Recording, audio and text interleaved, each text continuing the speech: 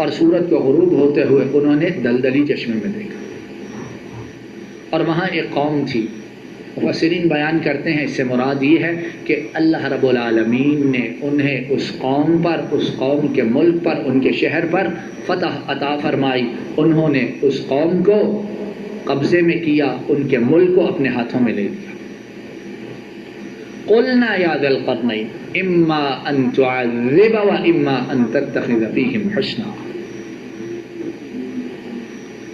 اللہ فرماتے ہیں کہ ہم نے ذوالقرنین کو کہا کہ یا تو انہیں تکلیف پہنچائے یا ان کے بارے میں تو کوئی بہترین روش اختیار کرے۔ اب یہاں بعض مفسرین کا خیال ہے کہ جب اللہ رب العالمین نے فرمایا کہ ہم نے ذوالقرنین کو کہا تو اس سے ثابت ہوتا ہے کہ ذوالقرنین پیغمبر تھے۔ کیوں کہ اس طرح کی گفتگو اللہ رب العالمین صرف رسولوں سے اور انبیاء ہی سے کرتے۔ قلنا یا ذا القرنین، ہم نے ذوالقرنین سے کہا، یعنی اللہ رب العالمین نے ذوالقرنین کی طرف وحی فرمائی، جبریل امین کے ذریعے ان سے گفتگو فرمائی۔ اور بعض کا خیال ہے کہ نہیں، پیغمبر نہ تھے، اور اللہ رب العالمین نے جو فرمایا ہے کہ ہم نے ذوالقرنین سے کہا، وہ ان کے دل میں اللہ نے اپنی طرف سے بات ڈال دی، الہام کیا، ان کی عقل سوچ سمجھ میں کوئی بات ڈال دی۔ اور وہ بات کیا ڈالی کہ اگر آپ چاہیں، ہم نے آپ کو اس زمین والوں پر غلبہ عطا فرمایا ہے، اگر آپ چاہیں تو ان کے ساتھ نیکی کا سلوک کریں، اور اگر چاہیں تو انہیں عذاب میں مبتلا کر دیں، انہیں تکلیف پہنچائیں، انہیں سزا دے، جس طرح کے فاتح مفتوح لوگوں کے ساتھ کرتے ہیں، جس طرح قبضہ کرنے والے مقبوض قوموں کے ساتھ کرتے ہیں۔ قال اما من ظلم فسوف نعذبه ثم يرد الى ربه فيعذبه عذابا نكرا واما من آمن وعمل صالحا فله جزاء الحسنى وسنقول له من امرنا يسرا۔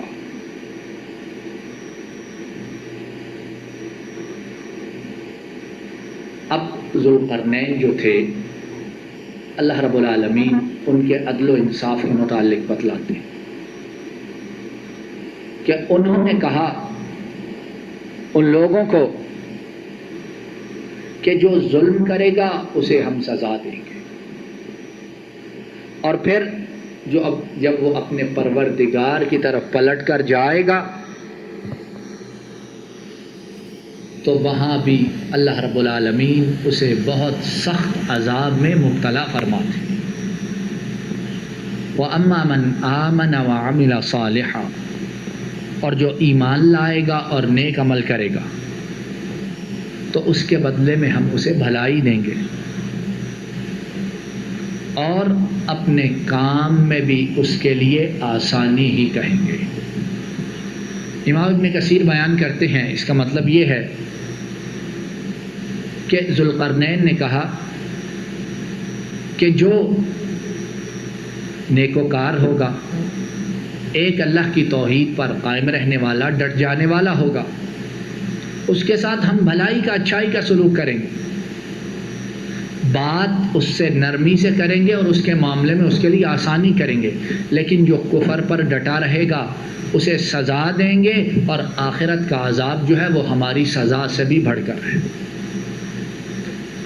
یہاں اللہ رب العالمین نے ذوالقرنین کے عدل و انصاف، ان کی نیکی، ان کی راستی، ان کی پاک بازی کی طرف اشارہ کیا ہے۔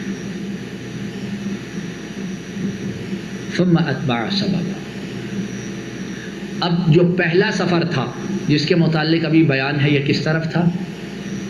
بولیے کس طرف تھا؟ کس کی طرف؟ مغرب کی طرف تھا، جس طرف سورج غروب ہوتا ہے، اور سورج کس طرف غروب ہوتا ہے؟ مغرب کی طرف۔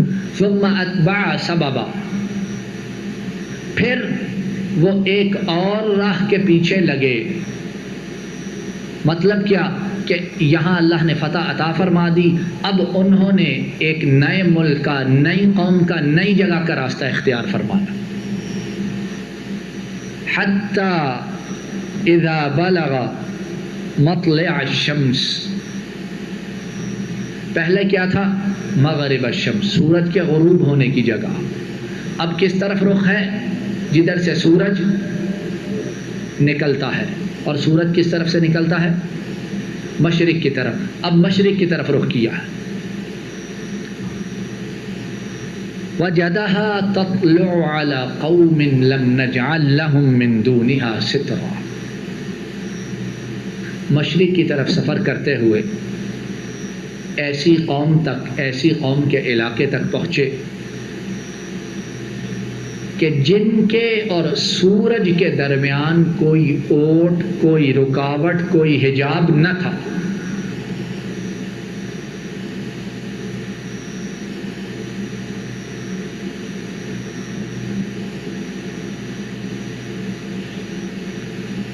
اب ان کے اور سورج کے درمیان جو حجاب نہیں ہے، اس سے مراد کیا ہے؟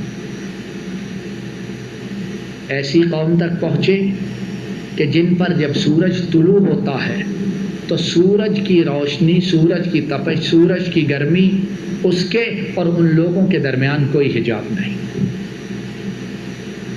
مفسرین نے اس کے مختلف معنی بیان کیے ہیں۔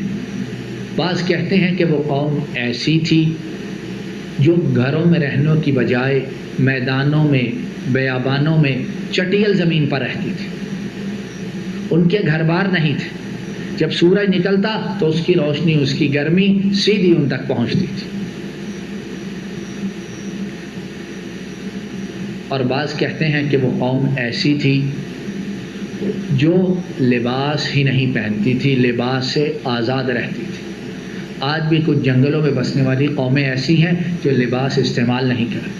وہ قوم ایسی تھی جو لباس سے آزاد رہتی، اور سورج جب نکلتا تو اس کی روشنی ان کے جسموں پر پڑتی تھی۔ اور بعض مفسرین کہتے ہیں کہ اس کا مطلب یہ ہے کہ وہ گھروں میں بھی رہتے، لباس بھی پہنتے، لیکن جب سورج طلوع ہوتا تو سورج کی پہلی روشنی ان پر پڑتی، درمیان میں کوئی پہاڑ، کوئی بلند و بالا چیز نہ تھی جو سورج کی روشنی کو ان سے روک کر رکھتی تھی۔ لم نجعل لهم من دونها سترا كذلك وقد احاطنا بما لديه خبرا۔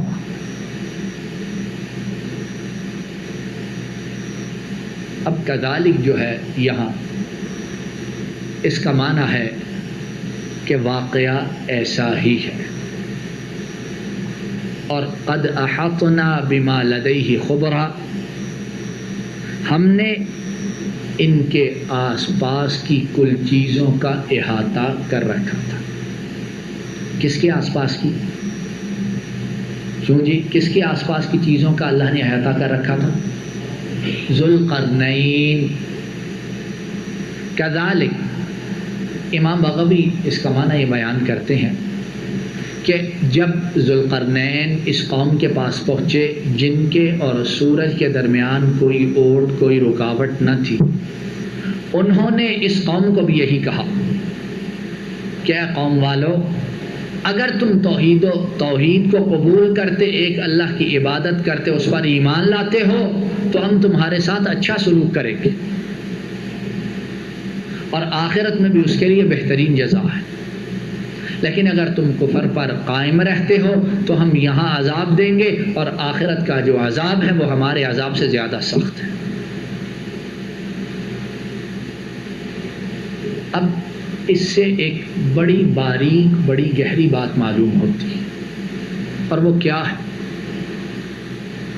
کہ جو اللہ والے ہیں، جو اللہ والے ہیں، ان کی زندگی کا جو سب سے بڑا مقصد ہے، ہدف ہے، گول ہے، وہ ایک اللہ کی عبادت کی طرف دعوت دینا ہوتا ہے۔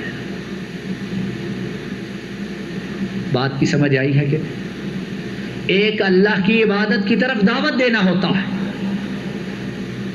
مال و دولت، سلطنت اکٹھا کرنا نہیں، اور اگر اللہ نے عطا کی ہے تو جو مسلمان ہے، مومن ہے، وہ ان تمام چیزوں کو اللہ کی دعوت کو عام کرنے کے لیے استعمال کرتا ہے۔ اب ذوالقرنین مغرب کی طرف، مشرق کی طرف بھی گئے۔ اللہ رب العالمین نے یہ بیان نہیں کیا کہ انہوں نے جا کر ان سے مال لیا، دنیا اکٹھی کی، بلکہ توحید کا ذکر کیا اور توحید کی مخالفت، اس کو قبول نہ کرنے پر سزا سنانے کا اعلان کیا۔ تو جو صحیح معنوں میں مومن ہے، مسلمان ہے، ایک تو یہ ہے کہ اس کو ہر وقت اگر فکر کوئی دامنگیر ہوتی ہے تو وہ ایک اللہ کی توحید کی طرف بلانے کی فکر ہے، اور دوسرا اس کے پاس جو کچھ ہے وہ اس دعوت توحید کو پھیلانے کے لیے صرف کرتا ہے۔ توحید کی دعوت نہ دو، لوگ بددل ہو کر، بدظن ہو کر بکھر جائیں گے، پیچھے ہٹ جائیں گے۔ اگر کوئی شرک کرتا ہے، اگر کوئی اللہ کے ساتھ کسی اور کو شریک ٹھہراتا ہے کسی صورت، عقیدے میں غلطی ہے، اسے کچھ نہ کہو، اسے بس اپنی جماعت میں شامل کرو، اپنے ساتھ لگاؤ، بس کلمہ پڑھتا ہے یہ کافی۔ اس کو سیدھا کرنے کی ضرورت نہیں، کیوں کہ جب اسے کہو گے تم جو کرتے ہو عقیدے میں غلطی ہے، یہ شرک ہے، یہ برائی ہے، وہ تمہاری جماعت تمہارا ساتھ چھوڑ کے چلا جائے گا۔ ایسے ہیں کہ نہیں کہنے والے؟ اور توحید کی دعوت دو، سمجھاؤ تو کہتے نہیں یہ وہابی ہیں، یہ بے وقوف لوگ ہیں، ان کو پتہ نہیں ہے دعوت کیسے، یہاں تو لوگ سارے چلے جائیں گے۔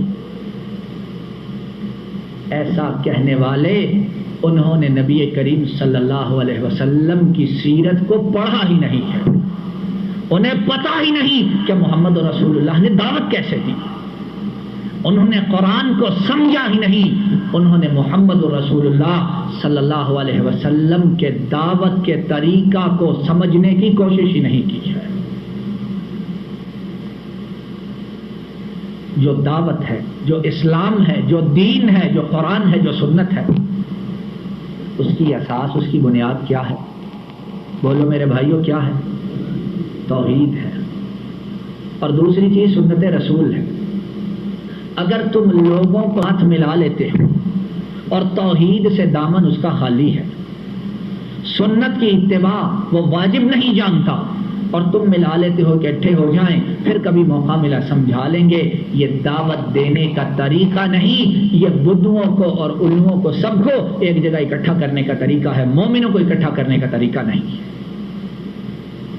نبی کریم صلی اللہ علیہ وسلم آپ نے جب دعوت دی تو آپ اکیلے تھے کہ نہ تھے؟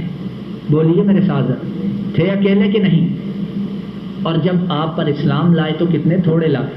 ہر وقت جان کا خوف، ہر وقت نفس کا خوف، ہر وقت ڈر، پریشانی۔ تو نبی کریم صلی اللہ علیہ وسلم نے دعوت کی ابتدا کس بات سے کی؟ صفا پہاڑ پر چڑھے اور کیا فرمایا؟ قولوا لا الہ الا اللہ تفلحوا، اے مکہ والو کہو اللہ کے سوا عبادت کے لائق ہی کوئی نہیں۔ انہیں پتہ ہی نہ تھا کتنے بت تھے، تعداد اور شمار سے زیادہ، بیت اللہ میں 360 بت رکھے تھے، اور اسی بیت اللہ کے بازو میں صفا کی پہاڑی پر چڑھ کر آپ فرماتے ہیں لا الہ الا اللہ کہو، نجات تب ہی پاؤ گے۔ آپ نے دعوت کی ابتدا کس بات سے؟ پھر آپ عکاظ کا بازار جو لگتا تھا سالانہ، وہاں آپ اکیلے تشریف لے جاتے اور وہاں دعوت کس بات کی دیتے تھے؟ اے عرب والو، سب بتوں کو، معبودوں کو چھوڑ دو، ایک اللہ کی پرستش پر آ جاؤ، وہ طریقہ صحیح۔ اور ایک صحابی بیان کرتے ہیں کہ اسلام لانے سے پہلے میں نے محمد رسول اللہ صلی اللہ علیہ وسلم کو عکاظ کے بازار میں دیکھا، آپ توحید کی دعوت دے رہے ہیں، اور مکہ کے رہنے والے آپ پر کنکریاں پھینک رہے ہیں، اور ابو لہب پیچھے ہے، وہ کہتا ہے عرب والو اس کی بات نہ سننا، یہ مجنون ہے، دیوانہ ہے۔ کس بات کی دعوت ہے؟ اور میرے بھائیوں، میرے بزرگوں، وہ جماعت، وہ عقیدہ، وہ مسلک، وہ گروہ جو توحید اور سنت پر قائم نہیں ہے، اس کا منہج، اس کا راستہ صحیح منہج نہیں ہے۔ آج آپ دیکھو گے بڑی جماعتوں میں لوگوں نے مختلف لوگوں کو اکٹھا کر رکھا ہے، اور ہر ایک کا مسلک، ہر ایک کا طریقہ علاج ہے۔ کوئی کسی کو درست کرنے کی کوشش نہیں کرتا۔ اکٹھے رہو، لیکن کس بات پر اکٹھے رہو؟ اکٹھ کے لیے، گیدرنگ کے لیے، یونٹی کے لیے، اتحاد کے لیے اساس بنیاد کیا ہے؟ توحید ہے، سنت ہے۔ ان دو چیزوں کو ٹھیک کرو، پھر تم ایک دوسرے سے اس طرح جڑے رہو گے جس طرح ایک ہار کے دانے ایک دوسرے کے اندر پیوست ہوتے ہیں۔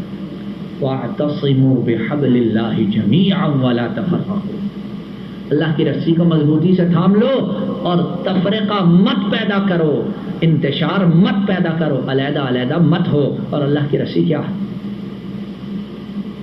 اللہ کی رسی کیا ہے؟ توحید ہے، اور محمد رسول اللہ صلی اللہ علیہ وسلم کی سنت ہے۔ تو اللہ رب العالمین نے ذوالقرنین جو ہے مغرب اور مشرق دونوں طرف گئے، ذکر کس کا کیا؟ دعوت کا ذکر کیا، توحید کی دعوت کا۔ اور اب ہم اپنے متعلق سوچیں، ہمارے ارد گرد، ہمارے رشتہ داروں میں، ہمارے اقارب میں، ہمارے دوستوں میں کتنے ایسے ہیں جن کا عقیدہ خراب ہے۔ ہم ان کے ساتھ اٹھتے بھی ہیں، بیٹھتے بھی ہیں، کھاتے بھی ہیں، پیتے بھی ہیں، سیر کے لیے اور باہر ہوا خوری کے لیے نکلتے بھی ہیں۔ ہم نے ان کا عقیدہ ٹھیک کرنے کے لیے کتنی محنت کوشش کی۔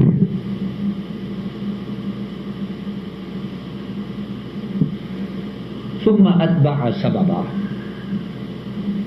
اور اس سے پہلے اللہ فرماتے ہیں وَقَدْ أَحَطْنَا بِمَا لَدَيْهِ خُبْرًا، اور ہم نے اس کے آس پاس کی تمام چیزوں کا احاطہ کر رکھا تھا۔ اب یہ جو بادشاہ ہے یہ کتنی قوت طاقت والا ہوگا، پتہ نہیں کون سے زمانے کی بات ہے، اور تب سفر کے لیے وہ وسائل مہیا نہ تھے جو آج ہمارے پاس، راستے اس طرح نہ تھے جس طرح آج ہمارے پاس،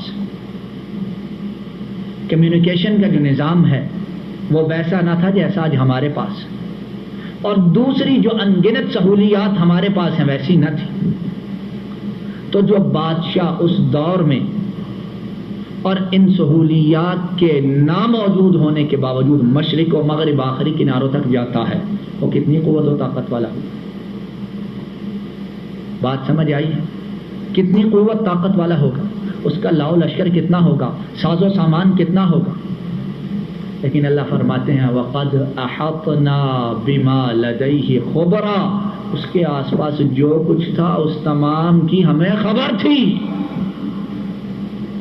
مطلب کیا؟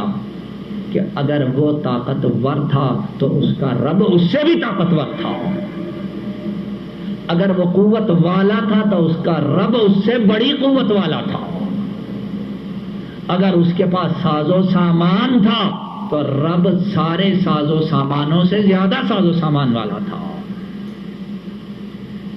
اور رب عالم الغیب تھا، اسے اس کے آگے کا بھی پتا، اس کے پیچھے کا بھی پتا، اس کے حال کا بھی پتا، اس کے مستقبل کا بھی پتا، اس کے ماضی کا بھی پتا تھا۔ کوئی کتنا بڑا ہو جائے، رب کی بڑائی تک کوئی پہنچ بولیے نہیں سکتا، رب کے علم تک کوئی پہنچ نہیں سکتا، اور عالم الغیب صرف ایک اللہ رب العالمین کی ذات ہے۔ ثم اتبع سببا، اب مغرب کی طرف بھی گئے، مشرق کی طرف بھی گئے، اب قوت اور طاقت کا عالم کیا ہے؟ ثم اتبع سببا، اب ایک اور راستے کی طرف لگے، ایک نیا راستہ، نئی منزل اختیار کی۔ حتی اذا بلغ بین السدین وجد من دونہما قوما لا یکادون یفقہون قولا، فرمایا کہ پھر ایک اور راستے کے پیچھے لگا، یہاں تک کہ جب دو دیواروں کے درمیان پہنچا اور ان دونوں کے ادھر اس نے ایک ایسی قوم پائی جو بات کے سمجھنے کے قریب بھی نہ تھی.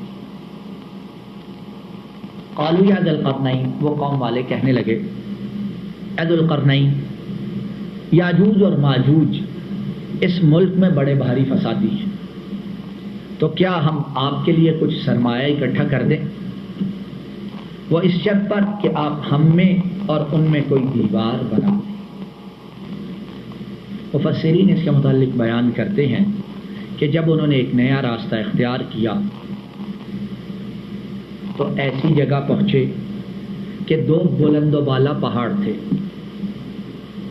دو بلند و بالا پہاڑ تھے، اور ان پہاڑوں کے درمیان گھاٹی تھی، ایک گزرگاہ تھی جس سے گزر کر آیا اور جایا جا سکتا تھا. اس گھاٹی کے پار ایک قوم رہتی تھی اور وہ قوم ذوالقرنین کی بات کو سمجھتی نہ تھی. مفسرین بیان کرتے ہیں ایسی زبان بولتے تھے جو ذوالقرنین کو نہ آتی تھی، اور جو زبان وہ جانتے تھے ذوالقرنین اس سے بے خبر تھے. تو پھر اس قوم اور ذوالقرنین ان کے درمیان گفتگو ہوئی، اور وہ گفتگو ایک ٹرانسلیٹر، ایک مترجم کے ذریعے، انٹرپریٹر کے ذریعے ہوتی. وہ کہنے لگے کہ اے ذوالقرنین، ہم دو پہاڑوں کے درمیان جو گھاٹی ہے اس کے اس طرف رہتے ہیں. پہاڑ ایسے ہیں، ایسے پہاڑ ہیں، درمیان میں گھاٹی گزرگاہ راستہ ہے.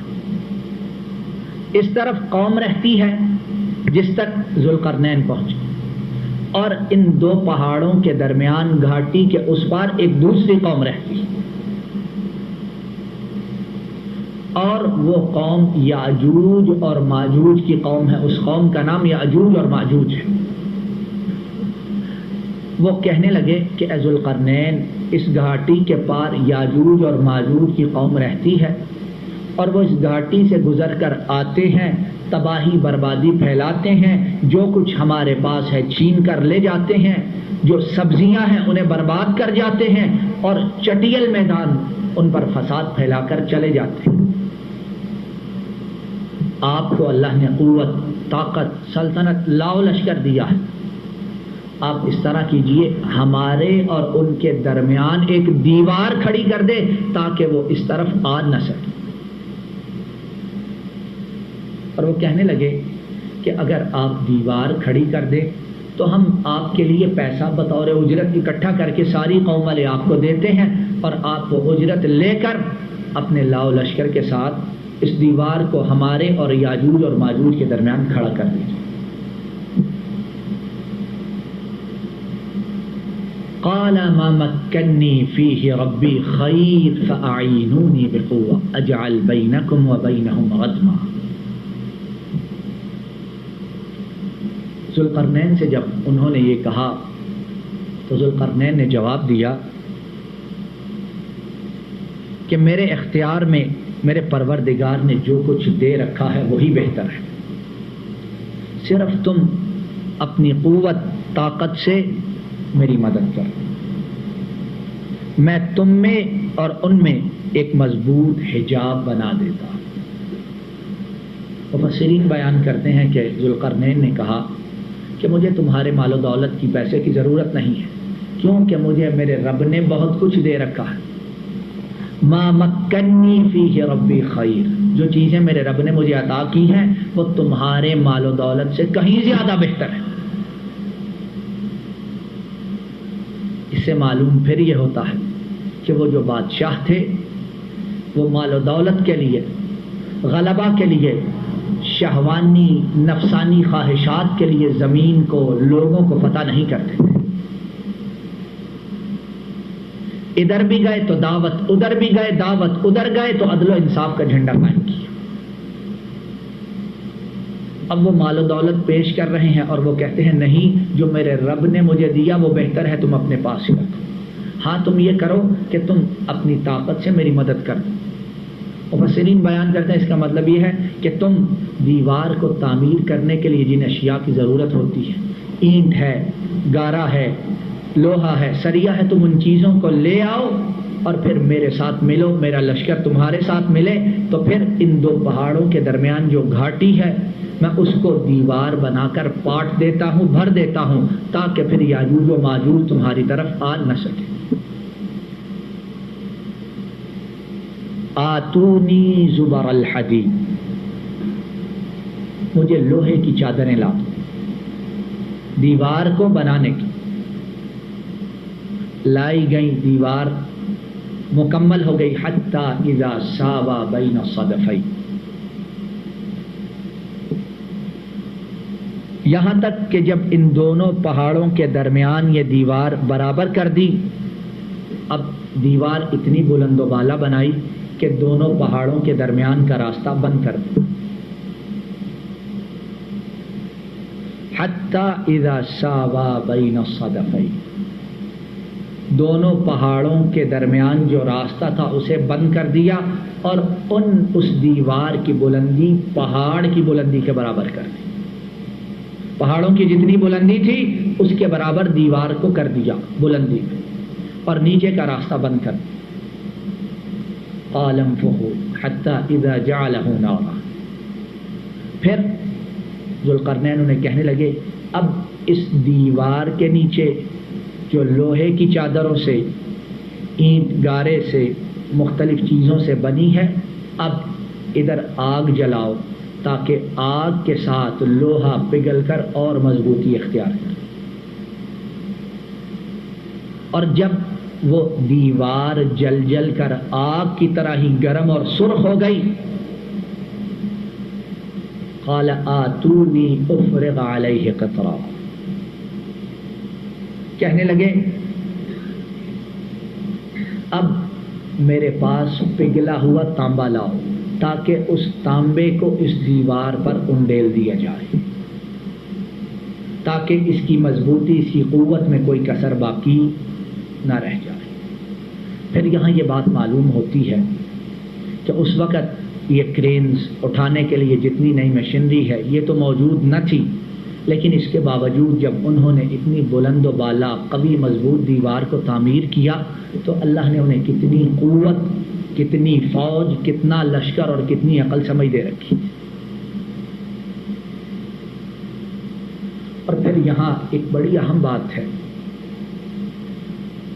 کہ انسان کی فطرت ہے یہ، اور یہ بات ذرا دھیان سے سن، کہ جب انسان کے پاس مال و دولت پیسہ آتا ہے، ایک عام آدمی کے پاس، شاہی بادشاہی سلطنت نہیں، ایک عام آدمی کے پاس پیسہ اللہ تعالیٰ فرماتے ہیں، رزق کی فراوانی ہوتی، رہنے کے لیے 2-4 گھر ہیں، سواری کے لیے گاڑیاں ہیں، کاروبار کے لیے فیکٹریاں ہیں، سٹورز ہیں کچھ، تو انسان کیا کرتا ہے؟ انسان سب سے پہلے اپنے اور رب کے تعلق کو توڑنے کی کوشش کرتا ہے کہ نہیں؟ بات ایسا کتنے میں نے بھی اور آپ نے بھی ایسے دیکھے ہیں، جب تک غربت تھی مسجد سے نکلنے کا نام نہ لیتے تھے، جیب بھاری ہوئی، بینک میں تھوڑا پیسہ آیا، اب 5 میں سے 2 نمازیں پڑھی جاتی ہیں، 3 کے لیے وقت نہیں، اور آہستہ آہستہ ان 2 کو بھی خیر بات کہتے تھے۔ گھر کی عورتیں پہلے مسلمان عورت بن کر باہر نکلتی تھی، اب ماڈرنزم کے نام پر انتہائی مختصر لباس میں باہر آتی ہے۔ پہلے بچے، ان کے لیے دینی تعلیم و تربیت کا اہتمام ہوتا تھا، اب فکر یہ ہے کسی طرح اے لیولز ہو جائے، یہی سب سے بڑی کامیابی ہے، چاہے فاتحہ آتی ہے نہیں آتی کوئی پرواہ نہیں، ہے کہ نہیں ایسی بات؟ میں آپ کو نہیں کہہ رہا، لیکن معاشرے میں یہ باتیں موجود ہیں کہ نہیں؟ کلا ان الانسان لا یطغی ان رآہ استغنی، پیدا کرنے والے اللہ کیا فرماتے ہیں؟ بے شک انسان سرکشی پہ اتر آتا ہے، کب؟ جب دیکھتا ہے کہ میں پیسے والا امیر غنی ہو گیا۔ لیکن جو صحیح معنوں میں مومن، صحیح معنوں میں مسلمان ہیں، وہ کیا کرتے ہیں؟ نعمتوں کی کثرت کے ساتھ شکر زیادہ ہوتا ہے، نعمتوں کی کثرت کے ساتھ ایمان پختہ ہوتا ہے، نعمتوں کی کثرت کے ساتھ نیک اعمال میں اضافہ ہوتا ہے، نعمتوں کی کثرت کے ساتھ سر اور رب کے سامنے جھکتا اور رکوع و سجود پہلے سے بڑھ جاتا ہے۔ جسے نعمتیں ملے اور وہ مومن اور پختہ ہو، اس کے لیے یہ نعمتیں بہتری ہے، اور جو دین کو چھوڑ دے وہ سمجھ لے کہ یہ نعمتیں اس کو ہلاکت بربادی کی طرف لے کر جانے والی ہیں۔ فَمَا اسْطَاعُوا أَن يَظْهَرُوهُ وَمَا اسْتَطَاعُوا لَهُ نَقْبًا۔ اب جب دیوار بھی بن گئی، آگ جلا کے اسے مضبوط کر لیا اور اس پر پگھلا ہوا تانبا بھی ڈال دیا،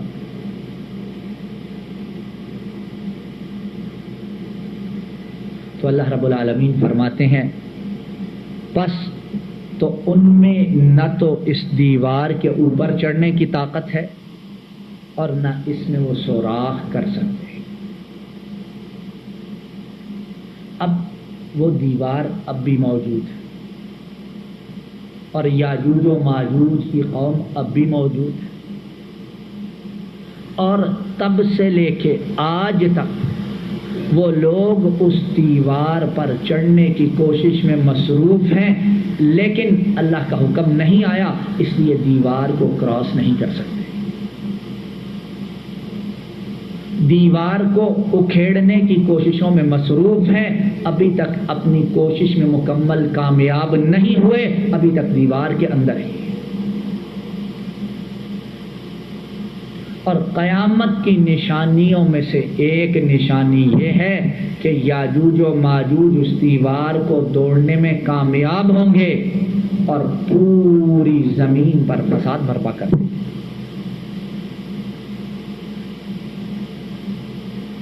اور ان کا آنا قیامت کی نشانیوں میں سے ایک نشانی ہوگا،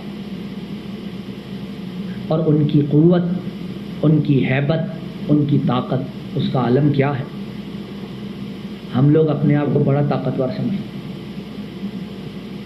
بڑا فن خوان سمجھتے۔ نبی کریم صلی اللہ علیہ وسلم آپ نے ارشاد فرمایا کہ جب وہ لوگ نکلیں گے، جس سمندر سے گزریں گے اس سمندر کا پانی سارے کا سارا پی جائیں گے، اور جب اس سمندر کے پاس سے کوئی اور گزرے گا تو وہ کہے گا یہاں تو پانی ہوا کرتا تھا، یہ چٹیل میدان کیسے نکل آیا؟ اور یہ یاجوج و ماجوج دونوں قومیں یہ حضرت آدم کی نسل سے، انسانوں کی نسل سے، اور اسی مقام سے انشاءاللہ آئندہ درس کی ابتدا کی جائے گی۔ اللہ رب العالمین سے فریاد ہے، استدعا ہے، گزارش ہے کہ مولا کریم آپ کی توفیق اور عنایت سے جو بات کہی سنی گئی اسے قبول فرما لیجیے، یا اکرم الاکرمین، یا ارحم الراحمین، یا ذا الجلال والاکرام۔ آپ کی توفیق اور عنایت سے جو بات کہی سنی ہے اسے قبول فرما لیجیے، اللہ جو بات کہی سنی گئی اسے قبول فرما لیجیے، یا ارحم الراحمین کہنے سننے میں جو غلط ہے اس کو معاف فرما دیجیے، یا اغفر الغافرین، یا اکرم الاکرمین کہنے سننے میں جو غلط ہے اس کو معاف فرما دیجیے، یا ذا الجلال والاکرام کہنے سننے میں جو غلط ہے اس کو معاف فرما دیجیے، اور صحیح بات پر اخلاص کے ساتھ عمل کرنے کی توفیق عطا فرمائیے۔ ربنا ظلمنا انفسنا